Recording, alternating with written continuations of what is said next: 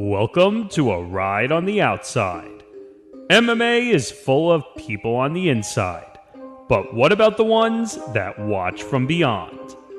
Welcome to the MMA Outsiders with Tom Albano and Zain Bando on the Empty the Bench Podcast Network.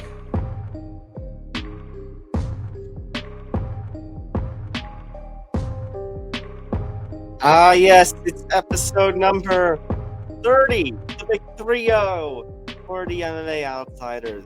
That's Zain Bando. I'm Tom Albano. Zain, just like that, with how wacky this UFC pay-per-view schedule is for 2023, it just feels like yesterday we were talking about 285, and now this week we've got 286 coming up. Leon Edwards in his home country, in his homeland, defending the UFC welterweight championship against Kamaru Usman, the man who plenty still think is the best welterweight in the world. And we're going to get that answer once and for all this coming Saturday. We've also got a lot that we've got to talk about in terms of the action from this past weekend. But before we get into anything, make sure you hit that like button. Make sure to subscribe and hit the notification bell so you get notified of everything here at the Empty the Bench Network, whether it be the MMA Outsiders, Empty the Bench, Game On, Fruity Cereal, and more. Make sure to follow us across social media at MMA Outsiders ETB, and follow the podcast network itself across social media, Facebook, Twitter, Instagram, TikTok at ETB Network. That's Zain, my co-host. As always, you can find his work over at bjpen.com, and you can follow him on Twitter at Zambado99. I'm Tom Albano. You can find my work over at Fansided MMA. Follow me at Thomas J. Albano. Of course, the new Fansided MMA with our website pretty much on its own break. Well, not on its own, but the new Fansided MMA website, which looks fantastic. Zain, a lot that we've got to get into. We'll just talk about Bellator 292. We'll talk about the Merab Dvalishvili pulling off an absolutely one-sided victory over Petr Yan. We'll talk about Power Slap, which I know you were tuning in for, and get your thoughts on. We'll talk about this Fury Usyk news that was like, oh, and then we're like, oh, same as it ever. And then absolutely. Let's. What's up? No, you go ahead. That's my bad. Go ahead. Okay, okay, you were just agreeing with me. All right. Let's start things off though with Bellator 292, because I think it was the card of this past weekend, trying to discuss, everything that has happened. So Usman Nurmagomedov made it pretty easy. I said on the show that it was going to be a first round submission, and well, Usman Nurmagomedov did not let me down, retaining the Bellator Lightweight Championship against Benson Henderson. Easy first round submission, so of course he moves on in the Bellator Lightweight Grand Prix. Of course, this is his first successful title defense, and undefeated 17-0 now. He won the title back in November when he defeated Petr Yan, and now he's defeated, obviously, a legend, a former UFC and WEC lightweight champion in Benson Henderson, but one that you and I have agreed, and it was kind of a little past his prime, but that's probably an understatement. Yeah, for sure. Even before getting into Bellator 292, Tom, think about it. We're at episode 30 of the show, and I literally think we've gone 28 out of the last 30 weeks just getting this out. So before we even get started, that's a pretty cool milestone. And before you know it, we'll be halfway to 100. I mean, think about this. Empty the Bench just passed 175. Yeah, that is a lot. There's a lot of episodes, but considering we started in late July, early August of 2022, to knock out 30 episodes in about 27, 28 weeks, to me is pretty impressive. And that's not counting, Zain. I guess counts the pilot episode, which is episode 0. But that's not counting, Zain, the fact that when the John Jones, Francis Ngannou news broke, we were live as a breaking news stream, that we basically did a whole episode that wasn't an episode. No, true. We called it like a mini-sode or something like that. It wasn't and even many because it was 55 minutes long. no, I know, but we had to dub it as something, and from what I recall, it was either that or a breaking news stream or what have you. My point being is that this show has gone by quick, and I can't believe we're already at 30 episodes. For sure. But back to the fights at hand here, though. Bellator 292, if you missed it, of course, as Tom alluded to just a second ago, Usman Nurmagomedov had no issues with the former UFC lightweight champion and Ben Henderson at all. This is something that he and I totally agreed on. We really didn't think that Henderson had much of a chance, and he really didn't. And Tom, I got to say that head kick that started things off was very, very, very impressive and very high level. And I just think it's one of those things where, really, did Ben Henderson deserve to be a part of the Grand Prix? You could argue that he probably didn't. Did it draw some eyeballs? It sure did. And without a doubt, name value wise, this is the biggest win of Usman Nurmagomedov's career. And sure enough, his stock is going to rise. I mean, now even after this first round, I think he's the clear favorite to maybe not win the Grand Prix, but to definitely go to the finals. Is given who else is in his bracket, but still a very impressive win for Nurmagomedov, and someone where if you didn't know who he was before Friday, you definitely know who he is on Wednesday. So there's something just to keep in mind there, that he is, in my opinion, and this is going to sound very bold, but I think he's the best champion right now that is currently not in the UFC, and I think his performance proved it. To be the guy with the name value of Benson Henderson is not an easy thing to do. I don't care that he's 38 years old. He dominated him in every such way you possibly could, and I really do. And again, and I'm going to keep saying it. I currently think he's the best non-UFC champion at this very moment, and I think he's going to hold the belt for quite some time. And I could argue that in the next several years he might do the Michael Chandler thing, where he's cleaned out his Bellator lightweight division, and he's going to make the move over to the UFC eventually. I may be a little biased just because I didn't get a chance to see him up close in November, but I'm that high on the Nurmagomedov train, and I was very impressed with his performance. Yeah, Zain, I actually feel like he is probably the favorite to win this Grand Prix. Granted, I think for at least for his side of the bracket, it's a pretty easy trip to the finals, like you said. I think really it all depends on who he's going to fight in the finals, because I think it's going to be whoever wins the Patricky Pitbull AJ McKee fight, which I don't even think that still has a date on it yet, right? Like Primus is fighting on May 12th in Paris. I don't think McKee Patricky has a fight date yet. No, McKee Patricky doesn't have a fight date from what I recall. It would make sense to do it on the June 12th card. What do you think? On the June card? Yeah. Yeah, the June card makes sense. I mean, have the two fights in San Jose like you did this past weekend. Have Brett Primus fight in Paris. Brett Primus has done the Bellator Europe cards before. And then Patricky McKee, I mean, with a rivalry like you've seen with McKee and the Pitbull brothers, especially the two fights that McKee had with Patricio, and now you're gonna have him fight Patricky, and Patricky being the former lightweight champion for Bellator and lightweight competitor over in Ryzen as well. That's one that you gotta have as a main event. True. Now, I know we're looking way too far down the line, but let's hypothetically say that Usman fights the winner of that fight eventually down the road, either in the finals or at some point later on in their career. Do you think that fight, no matter when it takes place, could determine who the Bellator lightweight GOAT is, so to speak? Do you think that's a possibility? You're talking about Usman Nurmagomedov versus whoever wins that fight? Correct. Yeah. That's tough. I don't know, because when I think of lightweight goats for Bellator, Zan, the two names that really stick out are obviously you got Patricio Pitbull because he did the champ thing, but that wasn't his main division. Of course, Bellator lightweight for a long time, Zan, you said his name before, was ruled by Michael Chandler.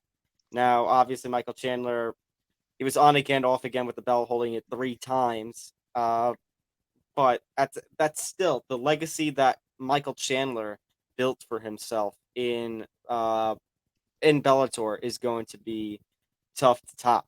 Now, granted, I think Nurmagomedov and I think McKee both have the opportunities to, as you kind of alluded to, Zan, maybe challenge Chandler for that GOAT status. But obviously, the Grand Prix is not going to determine that GOAT. It's also going to be for what they do after the Grand Prix. That's true, but I do think right now you can't really have a better problem to have in that lightweight tournament than you do now. Just given you have Usman, McKee, and Pitbull all gunning for gold and $1 million. Would you agree? Would you agree with that? Sure. For sure. Like I said, as long as Usman gets to the finals, and as long as the winner of Patricky versus McKee gets to the finals, I think you've got a solid Grand Prix championship fight. Agreed. I mean, if you were to make an early prediction, are you backing Usman to win the entire tournament, or do you think or do you think his run of dominance is going to end in the finals? What do you think? Right now, my money's on Usman. I would agree. Honestly, me seeing him live up in person and up close convinced me that he's gonna win the tournament, and I would be surprised if he does not. I'll say that. For sure. I still think as much as we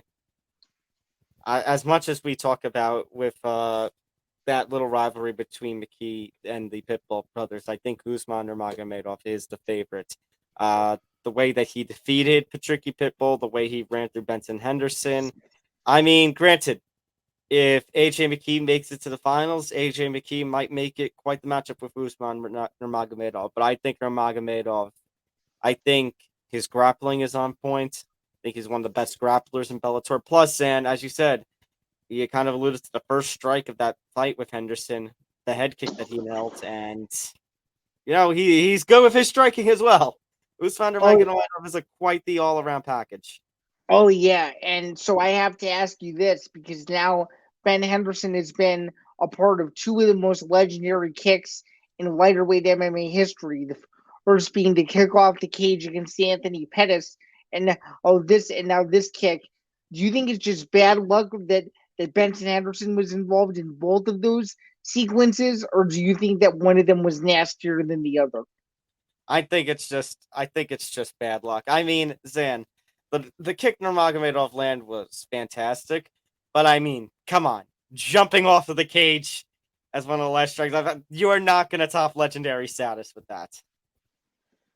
Agreed. And by the way, in case you're curious, that fight is now almost 13 years old. So you want to talk about us feeling old as MMA fans? That fight is really old.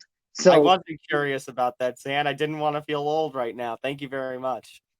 Oh, you're welcome. So let's transition into the next part of the story, which is Ben Henderson retiring from the sport of mixed martial arts. So I just want to know what your thoughts are on him retiring. Do you think it was the right time for him to retire? And what would you say is your favorite Benson Henderson memory? Because I have one that sticks out to me, but I'm curious as to what you think first. So, I mean, Zan, about the appropriate timing and such, I mean, there is an argument to make that, because you kind of said it last week yourself, that the sport had basically passed him by.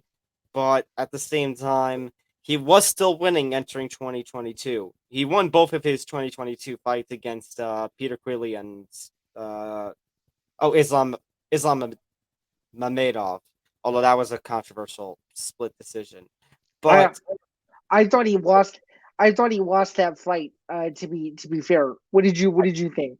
Probably, yeah, probably a loss. But and then you consider, Zan, the fact that in his Bellator run, I mean, he was always around some of the bigger fighters, and he had his share of wins over, Sadawad, Miles Jury, Adam Piccolotti. But when it came time to facing, the, let's say, better competition at lightweight with Bellator, your Chandlers, your Patricky Pitbulls, He even lost to Brent Primus and Nurmagomedov. Actually, Sam, let me do a little little look here. So he actually entered Bellator, Zan, off of 2 wins in the UFC. He beat Brandon Thatch in the last minute welterweight fight, and then he beat Masvidal, and then he jumped ship. And Yeah. that was So wasn't it because the UFC decided not to match whatever he wanted? So that's why he left to go to Bellator to begin with. And Zan, that 2016 was a very interesting time. You saw Benson Henderson jumping over to Bellator. You saw Rory McDonald around the same time jump into Bellator. Gegard Mousasi in 2017 was like ranked number 4 or 5 at middleweight, and he jumped ship. Yeah, and this was when John Fitch was in the middle of his Bellator run too, right? So you had a lot of former UFC fighters jumping ship around that time to go to Bellator. And Zan, to be quite honest, his run in Bellator, Benson Henderson, just maybe not really the most impressive performances. Now, granted, you can look at the split decision with Chandler or the split decision with Patricky Pitbull, the first time that he and Patricky, no, he fought Patricio and then he fought Patricky. So Patricky, that lost to Patricky and then that lost previously to Chandler, the championship fight. You can look at one of those 2 fights and argue that maybe he deserved to win in one of those fights. But as the record states, he started his Bellator run 1-3 because he actually lost his debut to Andrei Korikshov. He won 4 straight, lost another 3, had the 2 and lost. So he had like a 7-7 record in Bellator. Yeah, it's not very impressive considering the fighter that he once was. Yeah, I mean that's the thing because that's the thing, Zan. When you talk about, like legendary lightweights and people and things who people who helped make that lightweight scene, have more eyes. Obviously, you talk about your Frankie Edgars, your Nate Diaz's, your Gilbert Melendez's, Anthony Pettis. Benson Henderson still is within that group. I mean, as you kind of alluded to, he at one point was the WEC lightweight champion, and then he had himself quite the run with the UFC lightweight championship when he beat Frankie Edgar, beat him in the rematch, beat Nate Diaz, beat Gilbert Melendez. And his run could have continued had he not maybe run into the short notice Anthony Pettis rematch in UFC. I would agree with that. I would also, I don't know how hot of a take this is, but I actually thought he lost both fights to Frankie Edgar. In my honest opinion, watching them both several times over the years as I have, especially the one at UFC 150 in Denver. What did you think of those 2 fights? It's tough because me, Zan, being in the tri-state area, I would support Frankie Edgar. So it's like, I kind of see it. The UFC 150 fight, yeah, I want to lean towards Edgar. UFC 144, I guess I can understand why Henderson got his hand raised there, although I feel like, I was Edgar through and through on that one. As far as to go to your question before about memories with Benson Henderson. First of all, like I actually mentioned before, granted, this wasn't the biggest of fights and he was kind of on his way out with the UFC, but taking that Brandon Thatch fight, he lost to Donald Cerrone when Donald Cerrone was doing, one of his little cowboy things where he did quick turnarounds. But then Zan Henderson decided to have a quick turnaround himself and fought Brandon Thatch at welterweight a month after losing to Cowboy and pulled off a submission win. So I got to give credit to him on that one. And then, honestly, regardless of what you thought about those controversial decisions with Frankie Edgar, those 2 fights, especially the one in Japan at 144, are 2 pretty praiseworthy fights at lightweight. Oh, I agree. I would say my favorite memory Ben Henderson is when he defeated Nate Diaz. When he defeated, I think that Zan has to probably be at least next to the Edgar title fights, his biggest win of his career, probably. Yeah, because that was before Nate Diaz became the Nate Diaz that everybody knows him as today. Because that was right before he fought Michael Johnson and the two Conor McGregor fights. Very true. So it's pretty crazy how I think both that's. guys. Sorry, I think that I think that was Diaz's only UFC title fight, wasn't it? It sure was. Yep. Yeah. And the most infamous part of that fight was Nate. I don't know if you remember this from the original broadcast, but Nate Diaz flipping off the crowd and Fox having to cut the fight off the air for 2 seconds, and then putting the fight back on when he was done giving the finger to the crowd. Yeah, that was one of those things where it's like live TV, folks. Yeah. That's one of those things where, Zan, you just got to say. These things happen in MMA. It's true. Or you could have the Dana soundbite where it's like, people say mean things to each other all the time. This is a mean business. Yeah, so granted, his Bellator run didn't go the way that maybe he would have hoped out. Granted, maybe you could argue that he stayed in this sport a little too long, but Benson Henderson, as I mentioned, he's one of the faces, that as I was growing into the sport more and more, that was around at lightweight. So, got to give the tip of that, say thank you to Benson, and hopefully, Sam, maybe he goes into a coaching role, because I've got a feeling, I know he's done some corner work before. I think he was actually caught on an episode of Looking for a Fight, where Dana basically said hello to him. Yeah, he sure was caught in an episode of Looking for a Fight, and Dana White was very confused as to why Ben Henderson was there. It was one of the most awkward moments in history of that show, and that was one of the first times that people had heard from Benson Henderson when we watched the UFC in several years. So that was that was funny. I just like how Dana was so confused yet so happy, and Benson's like, "Oh, hey." Yeah. He's like, "What are you doing here?" And he's like, "Are you coaching?" And Ben Anderson said, "Yeah."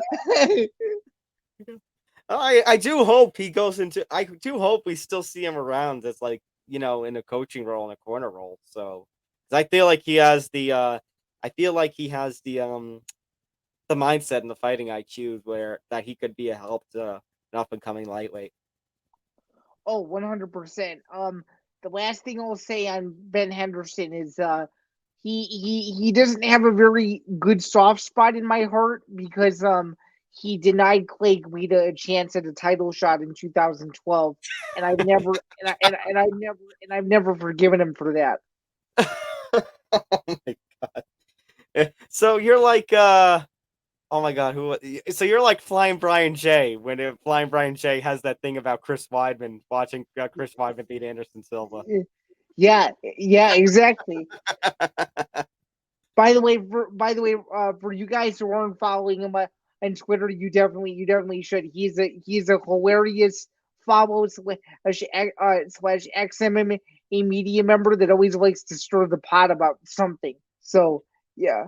And as I said, very I don't know how his feelings are after Chris Weidman broke his leg, but he for the longest time was a very big Chris Weidman hater. Very, very true and very well said. Nonetheless, congratulations to Ben Henderson on a great UFC career, and maybe we'll see him in the Hall of Fame. He has expressed interest in that in the last several days. So who knows? Maybe in the 2024 induction wing, we'll see Smooth make his trip to Vegas, if you will. Nonetheless, very impressive performance for Usman, and definitely a great career for Henderson, even though his Bellator run did not go as how everyone had maybe hoped. So, for sure. All right, there was one other Grand Prix fight, Zan, that took place back in San Jose this past weekend.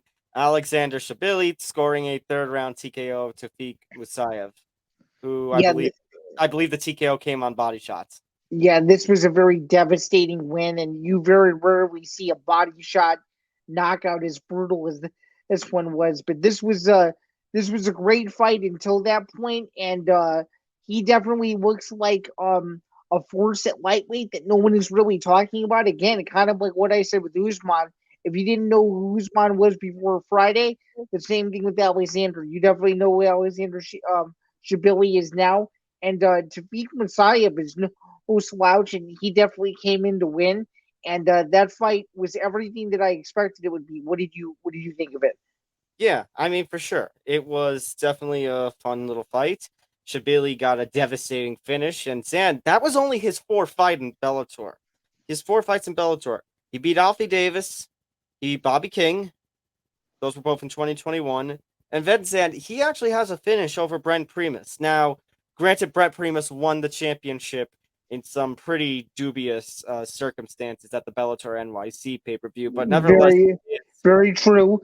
Very true. That was a very infamous fight that we could spend an hour talking about, but we won't. And for a lot of people, that tarnished their fandom of Brett Primus. You either loved Brett Primus after that fight or you hated him. for sure. For sure. And then he defeated Tafik Musayev. Now, because it's going to come to questions, Sam, because we were talking about the brackets before. Shabili is going to get Zain the winner of that Patricky AJ McKee fight. I think that's a little much for a Bellator fight. Yeah, I'm just gonna say good luck with that. no matter who you get, it's gonna be a tough draw. But if I'm Shabili, I think I'd rather fight AJ McKee than Pitbull. What do you think? You would rather fight McKee than Pitbull? Yeah. Wait, I would. why? Because I just think that just the name Pitbull and Bellator is so prestigious, and you have to think about it. AJ McKee just became the man like a year and a half ago, so maybe this is one of those ones where it's the young prospect, beating a guy that Bellator wants to skyrocket into rocket ship status, if you will. And Billy's job would be to knock off the rocket ship, so to speak. Whereas when you're fighting Pitbull, you're fighting a Bellator legend that's been around forever, and there's no other expectation than for Pitbull to win easily. I think Shabili matches up much better with McKee as it is. I get that kind of aspect, Sam, but there is also the aspect that, McKee has only lost once, and that was under some very controversial circumstances. Yeah, that's a fair point. So basically Shabili's in this case of, I'd say pick your poison, but he doesn't really have a choice in this matter. Or I guess the only thing, and you never want to wish injuries upon anyone, but I guess the only thing he can hope for is that the fight just falls through completely and doesn't even happen. And then you get some replacement fighter, I guess. Mm-hmm. All right. So let's talk about the lightweight. That's talking about the lightweight Grand Prix. Zain, we had a couple of first round finishes before that. Linton Vassell finishing Valentin Moldavsky. And Zain, I mean, considering what happened, I think it was Steve Murray who lost a couple weeks ago on that Ryan Bader Fedor Emelianenko 2 card, and Vassell scoring the finish over Valentin Moldavsky, who was ranked number 1. I guess Vassell's just earned himself a title shot with this win. Oh, without a doubt, and I had no idea that Moldavsky could get finished like that, which is why the outcome was so surprising. What did you think? I knew the power that Vassell possessed, but I thought this was going to be one of those fights. Sam, what did we say? This was probably going to be one of those boring heavyweight fights that goes to the decision. But yeah, man, we were wrong. We were wrong about that. We were very. We were shut up. Yeah, we were totally shushed on that. I gotta say though, again, Vassell, another guy. If you didn't know who he was before Friday, you definitely know who he is. You definitely know who he is now. I mean, beating the number 1 guy in the world in Moldavsky is a hell of an accomplishment. And yeah, I would previously lost against too. No, it's a good point. And that was also a fight where he was gaining confidence and then he sort of let it blow up in his face. But thankfully this time that didn't happen. So then actually that's a 5-fight win streak that he's on, and 4 of those have ended up with a knockout or a TKO. So very quietly has been building up this kind of reputation. And Zain, as much as we've seen Bader Vasil before, I guess it is a little bit of a new, interesting dynamic because Bader has finished Vasil, but that was a light heavyweight title fight. Now we're gonna have the opportunity to see these two as the true big boys in MMA. Yeah. So I guess my next question is, Where does Kevin Lee fit into all this? no, my next question is, if Linton Vassell ever goes to the UFC and has to fight John Jones or Stipe Miocic, does he stand any sort of a chance? Because I don't think so. That's your answer. No. Try again next time. So yeah, if anybody is dreaming for a Linton Vassell UFC title fight, you're gonna have to wait a long time, or maybe never. No. That being said, the Vassell Vader fight now has an interesting dynamic with it being at heavyweight. But yeah, I would take Bader as an early prediction. I would probably take Bader as an early prediction too. But I think Vassell has a better shot now that it's at maximum 265 instead of 205. Very, very well said. Again, another impressive win, and for Moldavsky, a devastating loss. Obviously, number one will not be next to his name anymore, but let's see if he can work his way back up to the top spot in the division by the end of the year. Because I still think he's one of Bellator's best fighters in the world, and I think anyone who follows the organization can also attest to that. So, the main card, although Zain opened up with quite the unfortunate finish. So Michael Venom Page, I mean, we've seen leg injuries in this sport. That was pretty nasty. Although credit to Michael Venom Page because it was his kicks that caused the injury. It wasn't like Goiti stepped back and then fell over and hurt himself. It was from some pretty nasty kicking from MVP. Yeah, this fight eerily reminded me of Jose Aldo versus Uriah Faber, and that last kick was just devastatingly brutal. It's the point where, unless you want to get grossed out, you can only watch that kick once because it was literally that bad. Although, Zain, I do have to say, I kind of feel disappointed. First of all, concerned about Goiti Yamauchi. Hopefully, he has a strong recovery from this. But I do feel a little disappointed because we talked about the interesting dynamic, and they talked about it on the broadcast too. MVP, one of the best strikers that Bellator promotes, and then you've got Goiti Yamauchi, who, has grappling expertise. This was going to be a very interesting stylistic matchup, that classic striker versus grappler fight when it comes to a mixed martial arts fight, and it just ended pretty quickly like that. Yeah, absolutely. I can't disagree there. I mean, what would you say? What would you say now is Yamauchi's next step after a loss like this, in your opinion? Firstly, he's got to get healthier. First of all, he's got to have his, he's got to have his recovery. That's above everything else. As far as what happens to him from here, I mean, just to do a little quick glance at where he is. I mean, he's still ranked number 5 at welterweight. So maybe you want to put him. I'd say I wouldn't put him with a Jason Jackson. I don't even know if I would want to put him with a Douglas Lima. I'd say Douglas Lima, maybe the maximum I go. Maybe Lima, do another. Have he and Gracie fought? Neiman? I don't believe so, but you can double check, that way we're not wrong. Yeah, that's because the 3 names that are around him in the rankings, and those 3 are kind of what come up to me right now. Douglas Lima, Neiman Gracie, Andre Koreshkov. I mean, because he lost to Michael Page, and Michael Page was ranked number 2. Actually, he just knocked out Gracie back in August. So, okay, I'm not going to have that rematch right away. So, your options at this point are, if you want to keep him fighting a higher competition, maybe have him fight Douglas Lima, former Bellator champion. Or you have him face, or maybe you have him face Andre Koreshkov. But I think Lima might be the more interesting matchup there. Yeah, I could see that, and obviously Lima is a bigger name too, and I think you could build that fight up a lot more, instead of or Ishkov. I think you'd rather have him fight Lima, in my opinion. And I think if you're a grappling fan, the Lima Yamauchi fight sounds like a good time. Mm-hmm. Absolutely.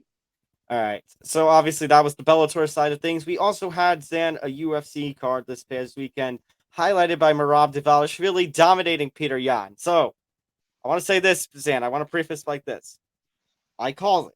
I said Merab was going to win, but holy crap, I did not think it was going to be as one-sided as it was. No, it was definitely one-sided, and I mean, you want to talk about Merab as a top contender. I think he passed the test with flying colors. I'd give him an A+ for his performance. What did you think of it? Yeah, solid A+.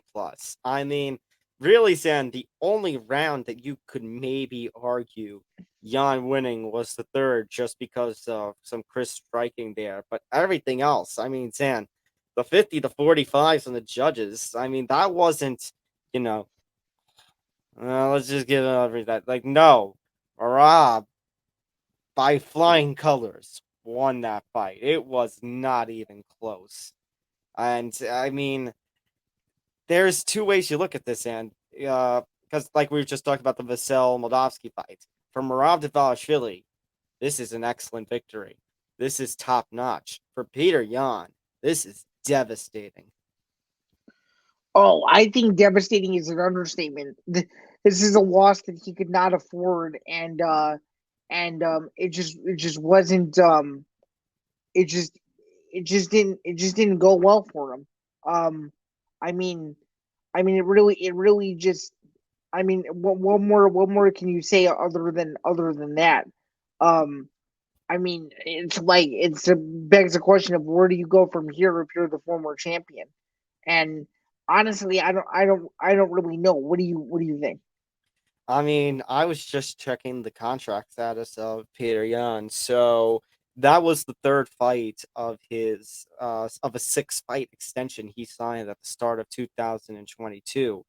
So really, Zain, he does not have a lot of time to, you know, get another win and get back to that top of that division. He fell to number 4.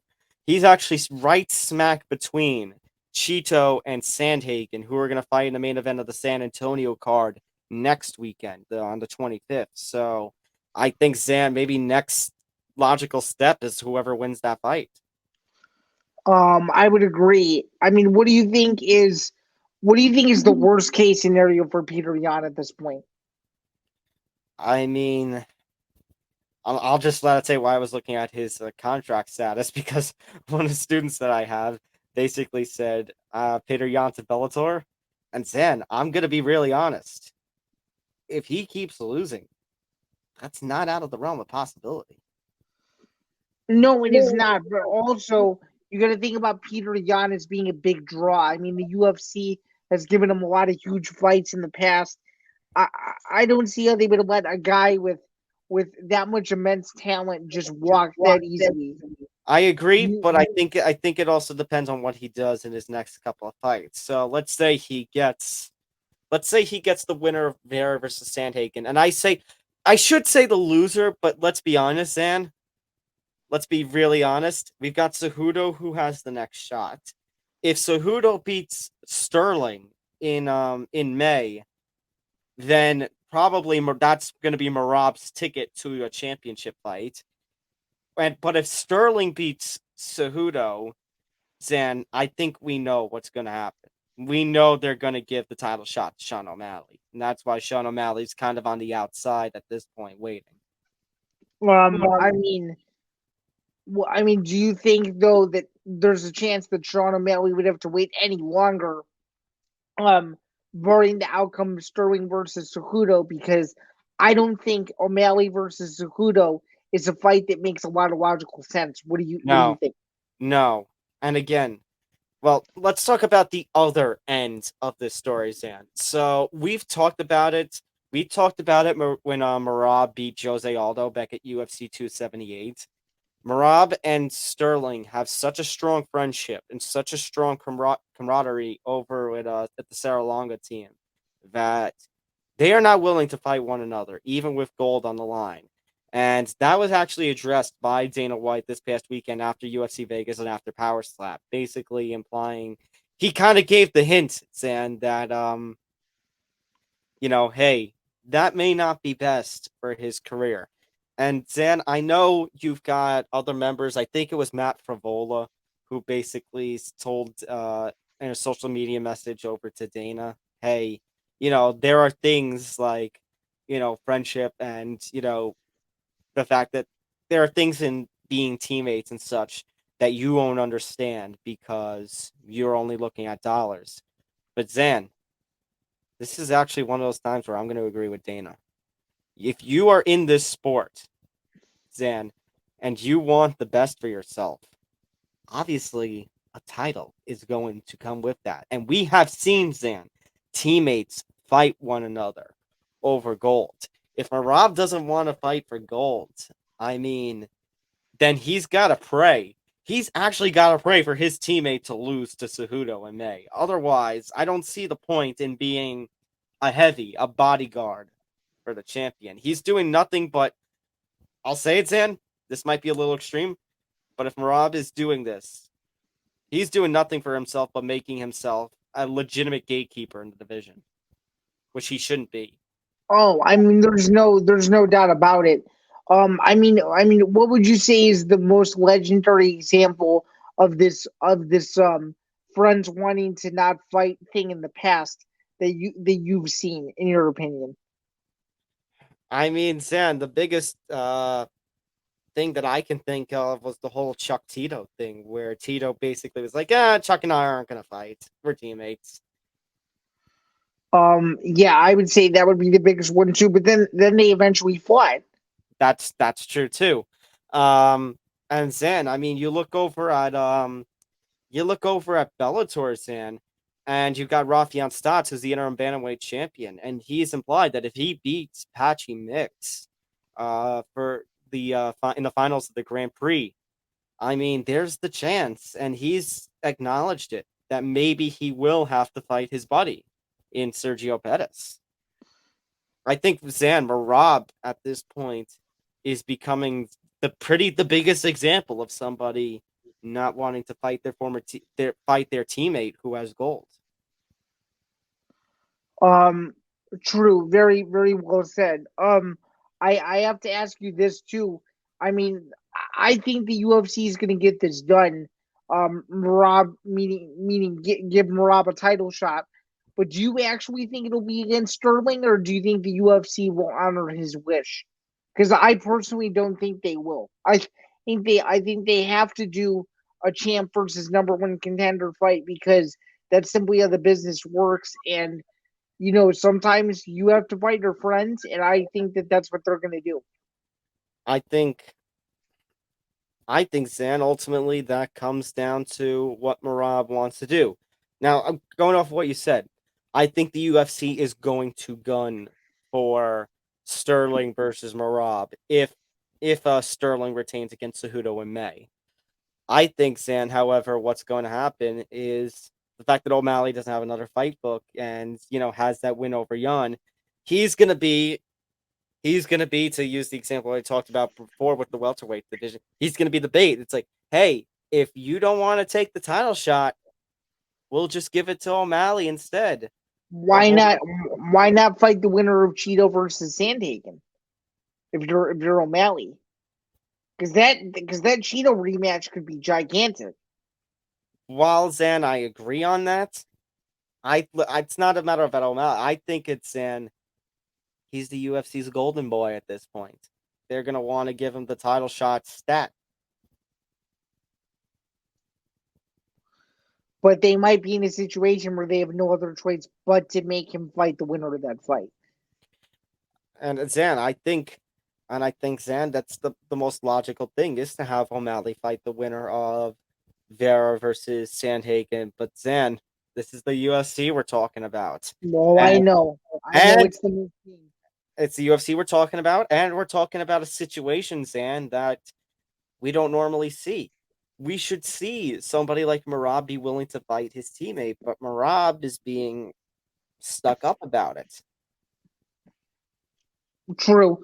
Well, nonetheless, I think they will figure it out eventually, but Merab not wanting to fight Sterling and move divisions only makes matters worse.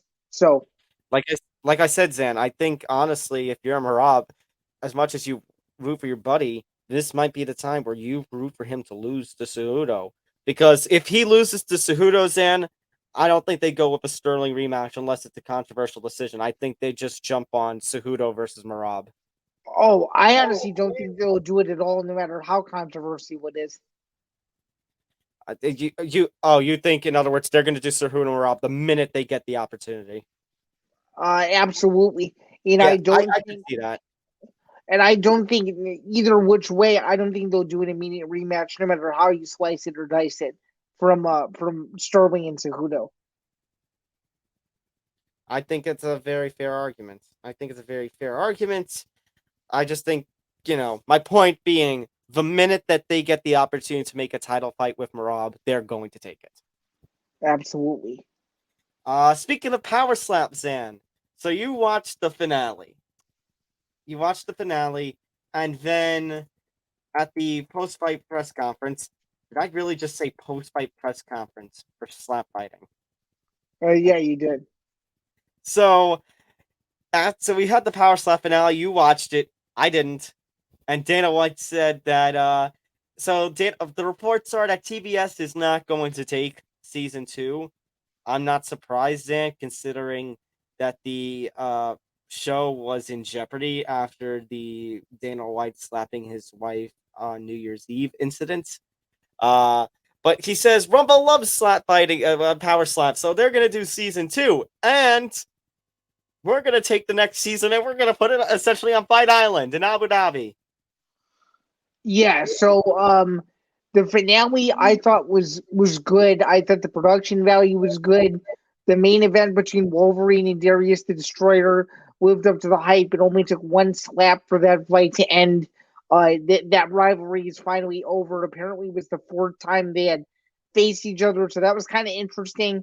I will say though, what was weird was how eerily similar this Power Slap broadcast looked to a UFC Dana White Contender Series broadcast, except it was on Rumble.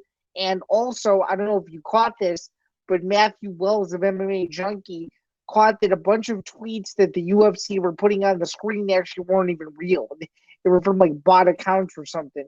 So Yeah, when I the did UFC see that. So I'm like, are you kidding me? So when the UFC says, "Oh, we got millions of views and whatever," you got to take that all with a grain of salt, because when I was watching it, 178,000 people were on the stream, not 2 million or whatever they're trying to claim. So Wait, Zan, hold on. This calls for Why the this. fuck you lying? Why you always lying? Oh my god. Stop you fucking lying. Dana White lie. yeah, that's well said. I gotta say it was a spectacle. Dana went on. I don't know if you watched the full Dana White post fight presser, but he just went on and on about how amazing the numbers were and how awesome it worked on Rumble and how good the fights were. And that's why we're going to stay on Rumble and we're going to take our next season and put it in Abu Dhabi. I don't know. I'll say this. I thought Dana White was bullshitting me, but he said that I could download Rumble and watch the finale for free, and sure enough, he was right. So this time he wasn't lying. I thought they were gonna scam me and make me pay for it or something, and then I wasn't gonna watch it. But then when I opened it and saw it was free, I'm like, oh no way.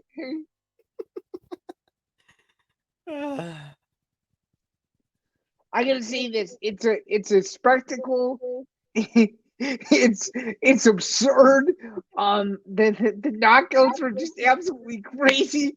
Dan, can I say it's sad? Sorry to interrupt, but can I say it's sad that this actually has better success than Zuffa boxing? Yeah.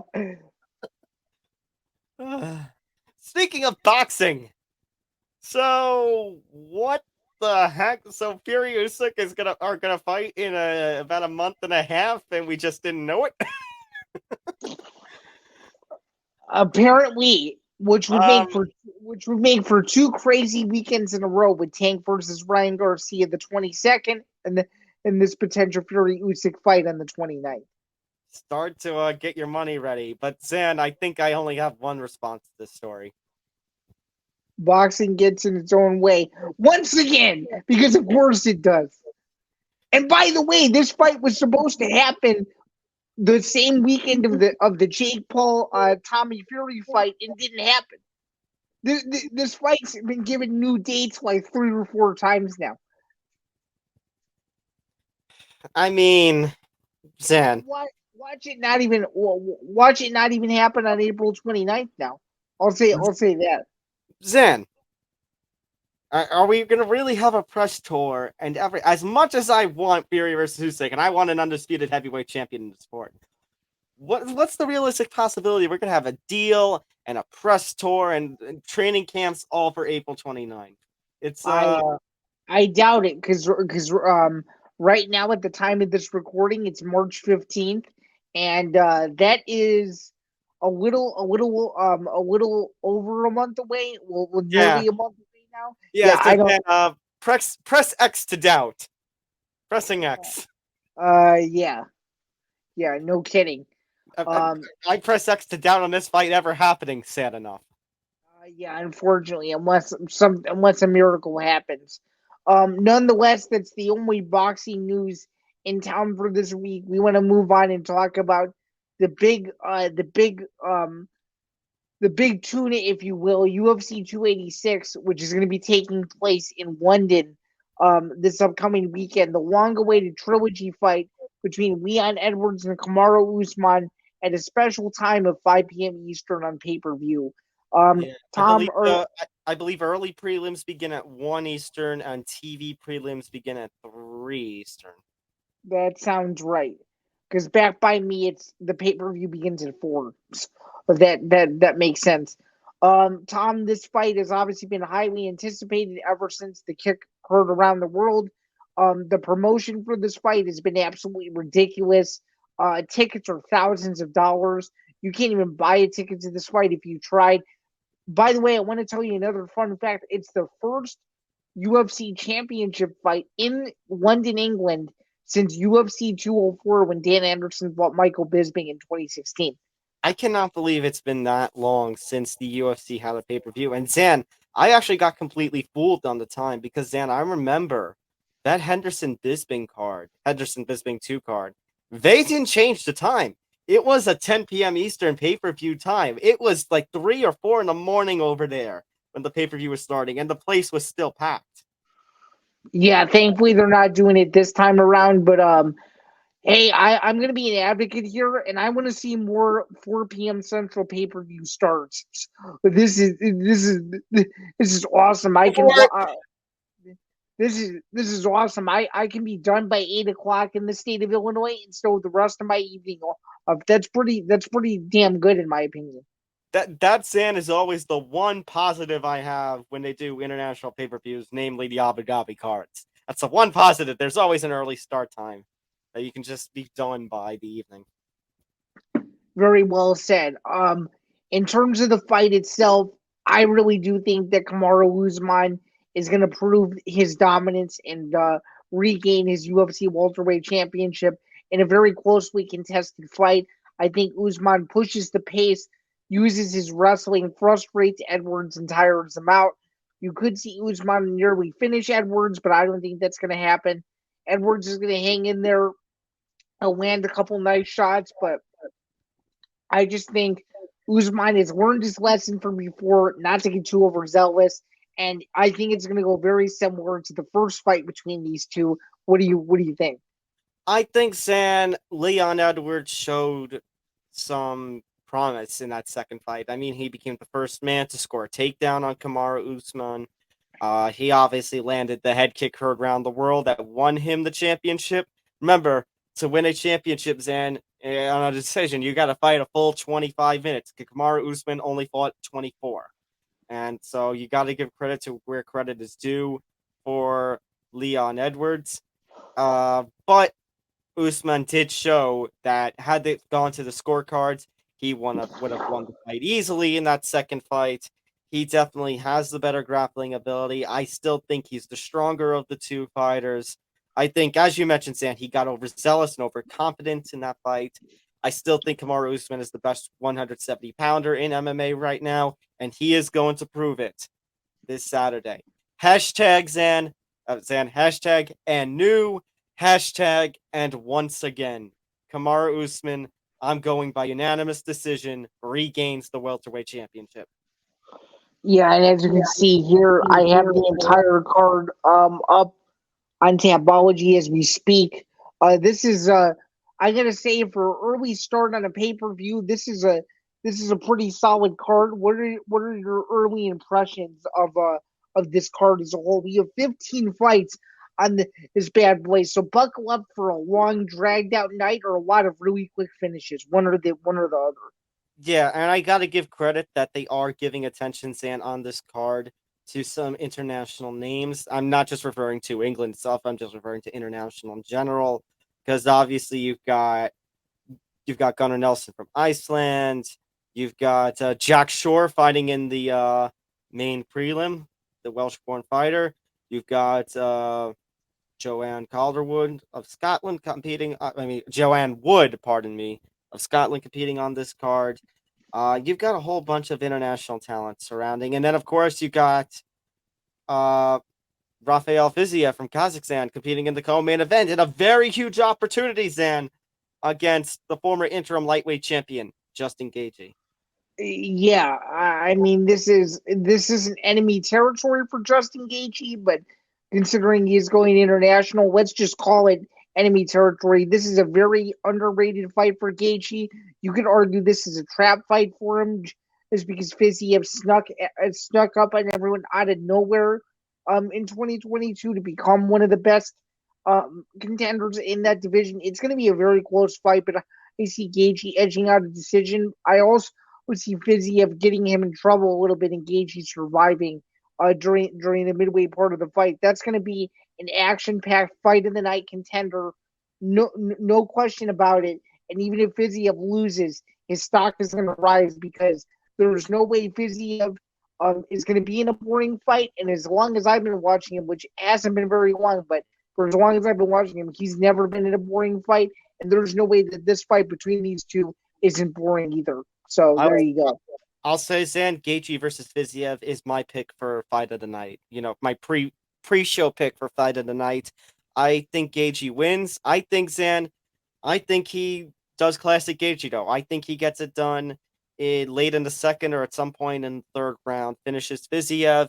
Fight of the night, so Fiziev doesn't go down in any sort of rankings. He gets his $50K bonus, and then Zan, it's going to bring up an interesting question of, you know, what happens next with Gaethje and what happens next with the lightweight title picture.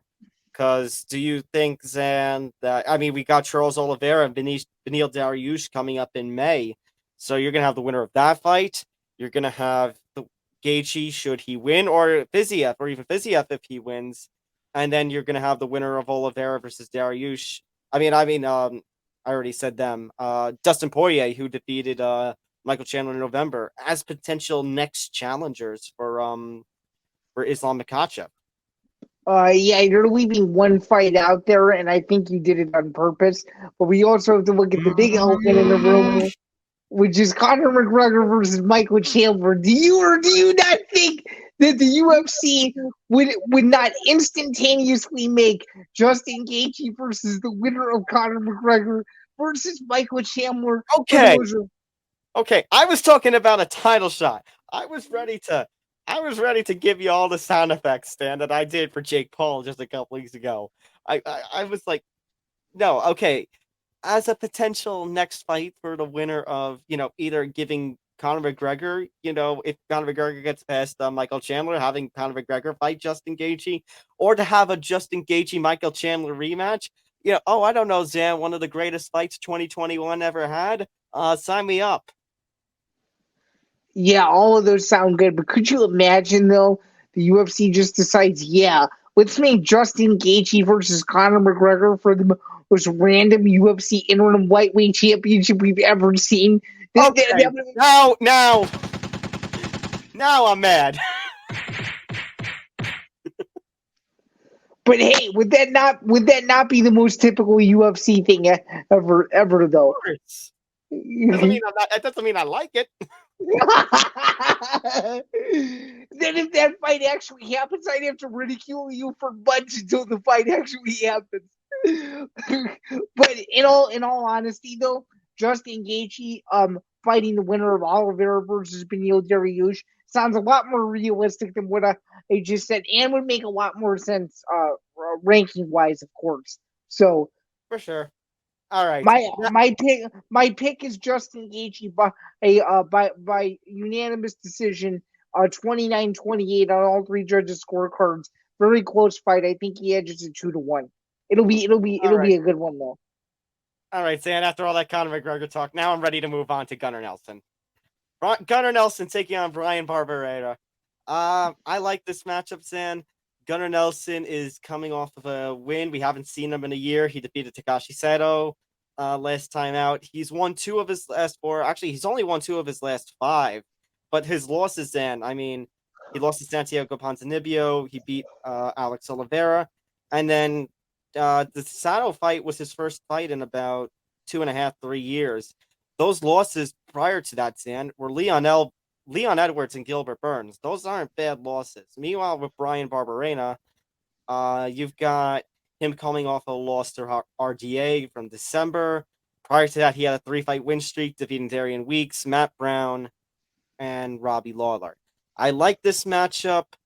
I mean, granted, these are not ranked welterweights, but there's still some notable, unranked names. Who do you want to give the edge to in this one, stylistically? I like Barberena in an absolute slugfest. Every single time you think that Barberena is down and out, and his career looks like it's gonna take a turn for the worst, especially going into the fight with Matt Brown. I kind of thought similarly. This is a big fight for Barberena, and I think he pushes the pace on Nelson. I actually think he finishes him within 2 rounds. I think this is one of the most underrated fighters on this whole card, and I think he delivers Saturday night, essentially in Gunnar's home territory, if you will. Although he's not from London, it still makes for a raucous crowd, and I actually think that Barberena goes into enemy territory and beats him. I really do. I think, at least from an standpoint of being a more active fighter, I want to go with Bryan Barberena. I think, Zan, this is going to be an all-out war. I think this is going to be a very close fight. Ultimately, I'm going to agree with Barberena. I'm not going to go with a finish, though. I'm gonna flip our Gaethje Fiziev thing. I'm going to go with a decision for Barberena. Okay, that's fair. Another fight that I'm curious if you think it's going to be boring or not. Do you think Marvin Vettori just wrestles Roman Dolise to death, or do you think that Roman Dolise just says screw it and just starts throwing the hands and seeing what the hell lands? What do you think? I mean, Zan, both of those can be true. I could see a situation where Roman Dolise just fires off anything that he can, but gets a little too sloppy, and Vettori takes advantage and basically wrestles him. I think that's my prediction. Dolise is going to look out for the knockout, but it's gonna cost him, and I'm going to go with Vettori by a decision. Yeah, I'm going to take Vettori by decision too, 30-27 on all three judges' scorecards. I like Dolise. I don't know if he's ready for the top of the middleweight pack like Vettori and such. I don't think so either, and I think this fight will take. If you weren't a Marvin Vettori fan before this fight, assuming of how we think the fight's going to go, you probably won't be a Vettori fan after the fight either. And we actually have one more fight, Zan, to have a look at on the main card. You got Jennifer Maia, the former flyweight title challenger, taking on the undefeated Casey O'Neill. Casey O'Neill, Zan, is on a bit of a roll. 4-fight win streak, knocked out Shanna Dobson, submitted Lara Procopio, defeated Antonia Shevchenko, actually finished her, earned a performance bonus for that, and then edged out Roxanne Modafferi in a split decision that I think was that was Modafferi's retirement fight. I think Yep. I think the train continues. I think Casey O'Neill finishes Jennifer Maia in the second round. Yeah, I like O'Neill to win the fight. I don't know if I go as far as saying a second round finish, but she'll be Jennifer Maia, and she'll be in that upper echelon discussion of getting a title shot in the near future. And I think that she's someone that not a lot of people are giving a lot of love to, but she is one of those rare breeds that if she wins this fight, don't be surprised if you see her headlining a fight night card in July or August, because I think she's literally just that good. So I agree. It would be a devastating loss. Assuming that she does lose, it would be a devastating loss for Jennifer Maia, to say the least. That because she's still trying to get back to fight for a championship, and if she loses, her road back may be very difficult. And in fact, she may never get another opportunity again. So we'll see. Let's look at those prelim fights, Zan. What's interesting to you? I mean, like I said, Zan, they've got Jack Shore on the main prelim, and he's facing a guy, Zan, who's lost 4 of his last 5 in Makwan Americani. I think, Zan, that's what we call squash match territory. Yeah, I would say. Excuse me. I would say. I'm excited to watch Makayev fight. What do you think? Muhammad Makayev, I think, is the other big name on that prelim card. As far as the early prelims go, I mean, you got Joanne Wood. She's taking on Luana Carolina, who is coming off that very infamous and knockout spinning elbow by Molly McCann last year.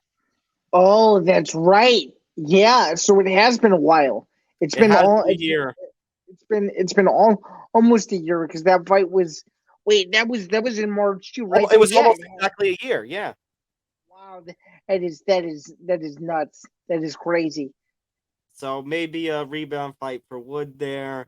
Obviously, this is a big opportunity for.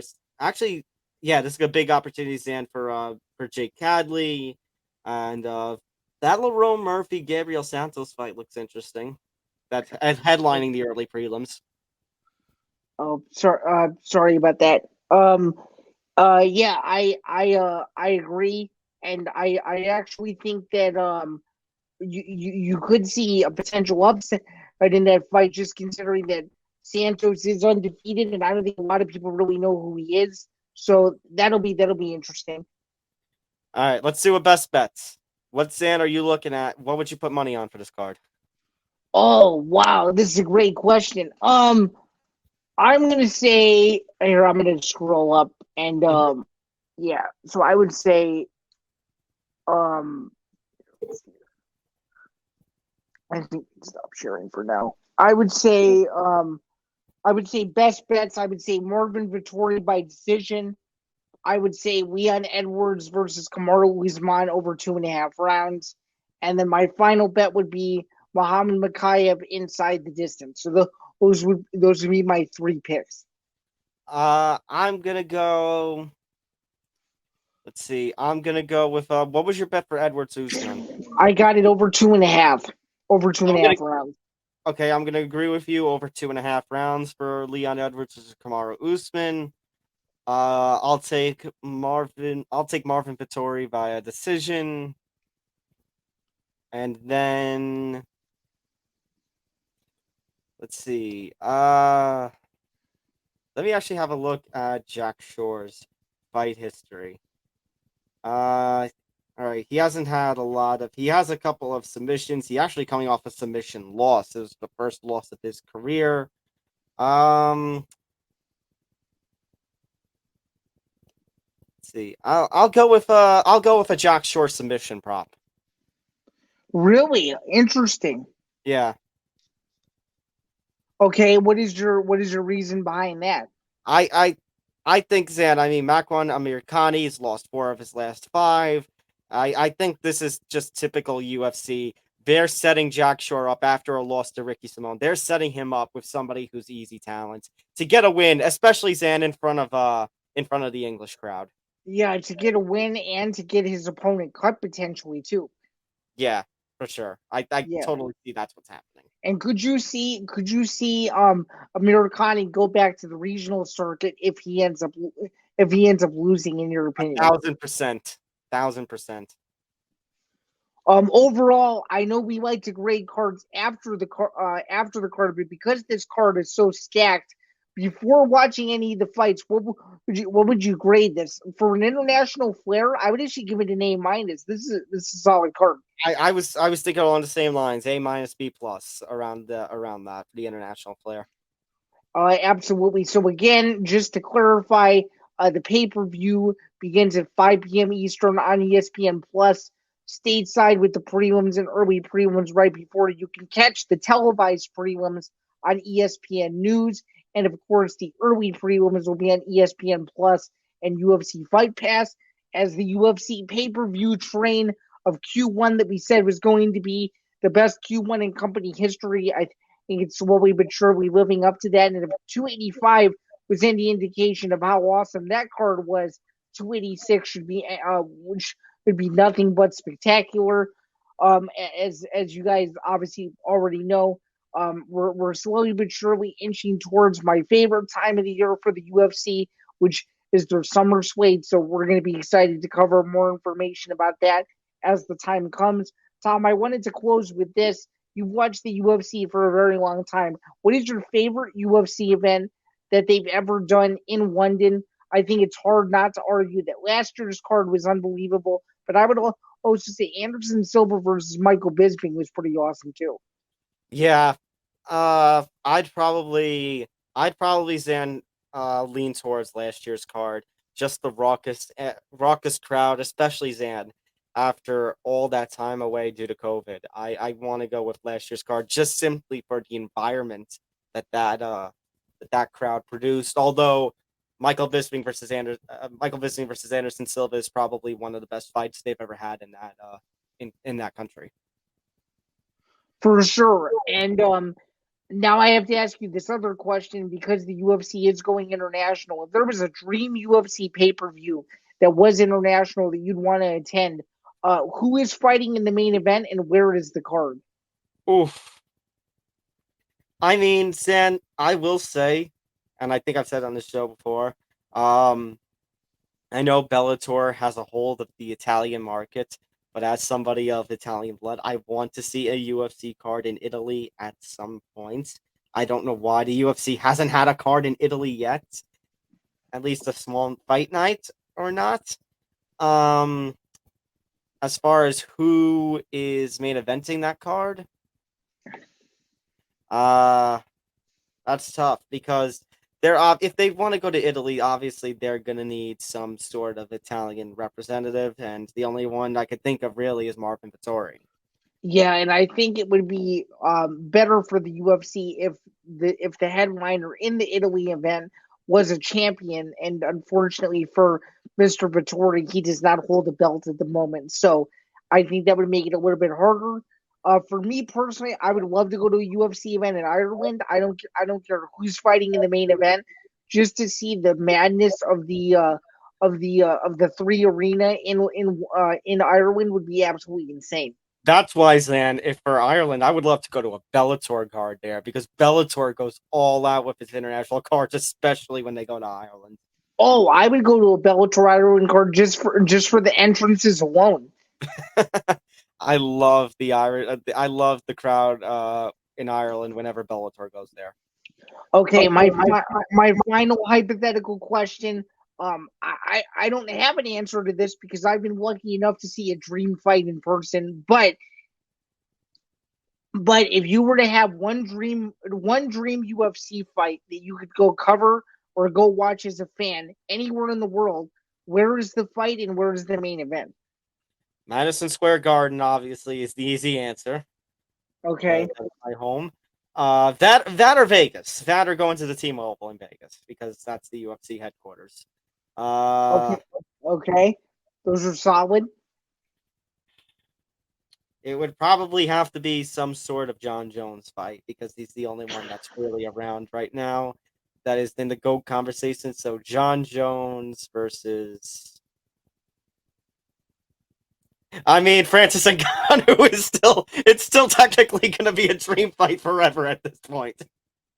Yeah, if you were to ask me for a second option that I would have, because I've been lucky enough and fortunate enough to have seen Poirier Yeah. versus McGregor 3, if you were to ask me another dream fight that I would love to go see in person that hasn't happened yet, it's a super fight, and it would still be a dream because I don't know Would if it be a it'll ever McGregor fight? No, it wouldn't. It would be you know what it would be. You know what fight I would be very, very, very, very, very fortunate to be able to see in person is a UFC super fight between Israel Adesanya and Kamaru Usman. I would love to I be would there. love to see that fight, but I would love to see that fight, Zan, but I don't know. You think they would be willing to trade blows with one another? If they did a catch weight of 175, I think it's more than possible. Wait, you said catch weight. That's disqualified. Dana's never gonna do that. Oh, come on! I can't dream a little bit. That's why it's a dream. True. Because Dana's gonna say, catch weight, and he's just gonna laugh in your face. Oh, and then in terms of a dream fight in Chicago, this one's easy. I would love to see in person Curtis Blades at the United Center, like in his hometown, fight for a UFC heavyweight title. That would be unbelievable. To have him fight at home in Chicago would be absolutely amazing. I thought you were gonna say a CM Punk return to the UFC. No, absolutely. I've already seen him in person once. I don't want to see him again. I don't want to see that again. He fought an MMA journalist, for crying out loud. CM Punk versus Jake Paul. No, never. Never. I think people would boycott combat sports forever if that ever happened. And I literally mean forever. We would refuse to talk about it if so. All right. Speaking of broken, I think I'm broken. I think I'm done with this episode for today. Yeah, so... I think we're both done. Well, again, thanks to everyone who tuned in. This was an hour and 20 minutes of fun. We hope you enjoy UFC 286. Good luck on your bets if you are betting. We will be back next week for a star-studded preview of UFC San Antonio, a recap of UFC 286, and of course a preview of the big fight between David Benavidez and Caleb Plant of Las Vegas, which I cannot wait to see. If you have not watched the All Access yet, for those to go and check it out. I'm Zan, that's Tom, and thanks again for watching and listening to episode 30 of the MMA Outsiders. Before we get out of here, make sure to like and subscribe.